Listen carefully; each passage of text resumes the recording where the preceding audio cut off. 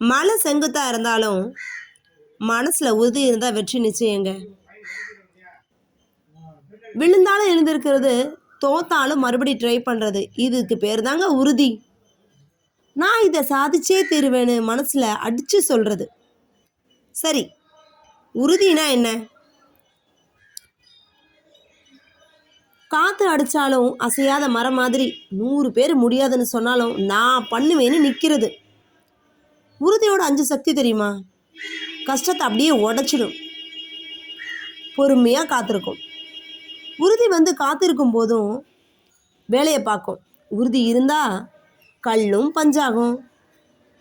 இலக்கை கொண்டு போய் அப்படியே சேர்த்துரும். டேலண்ட் இல்லாமல் உறுதி இருந்தால் கூட ஜெயிக்கலாம். ஆனால் டேலண்ட் இருந்து உறுதி இல்லைன்னா பாதியில் நின்றுடுவேன். டேலண்ட் இருந்து உறுதி இல்லைன்னா பாதியில் நின்றுவீங்க தானே. உண்மைக்கு நல்ல டேலண்ட் இருக்குது, பர்ஃபார்ம் பண்ணணும், ஆனால் உறுதி இல்லை நான் ஜெயிப்பேன் அப்படிங்கிறது, நம்பிக்கை இல்லை, எப்படி ஜெயிக்க முடியும்? மற்றவங்கள மதிக்க வைக்கும். அழுதா ஆறுதல் சொல்லுவாங்க. உறுதியாக நின்னா மரியாதை கொடுப்பாங்க.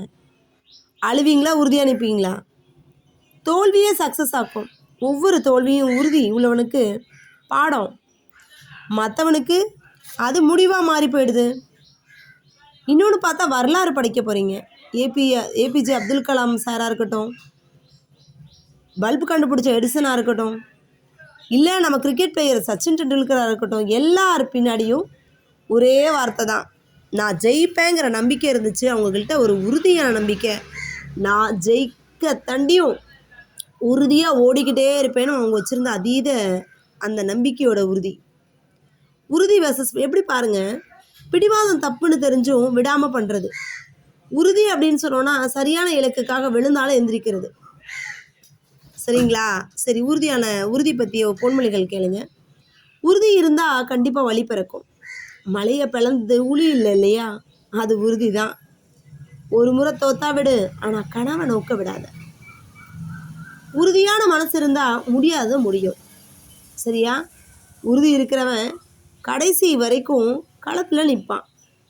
வெற்றி தாமதமாகலாம், ஆனால் உறுதி உள்ளவனுக்கு தோல்வியே கிடையாதுங்க. உண்மையா இல்லையா? உன்னோட உறுதி மட்டும்தான் உன்னோட ஆயுதம். சரி, கடைசியாக ஒரு சின்ன கதைங்க, நல்லா தெரிஞ்சுக்கோங்க. ஒரு மூங்கில் விதையை 5 வருஷம் தண்ணி ஊற்றுவாங்க வளர்கிறதுக்காக, ஒன்றும் வராது. 6வது வருஷம் 90 அடி உயரத்துக்கு 6 வாரத்தில் அப்படியே வளரும். அந்த 5 வருஷமும் அதுக்குள்ளே வேறு ஊன்றது, அதுதாங்க உறுதி. என்ன புரிஞ்சிச்சு உங்களுக்கு? நீங்கள் உறுதியாக இருக்கீங்களா? எதில்? கமெண்ட்டில் மறக்காமல் சொல்லுங்கள்.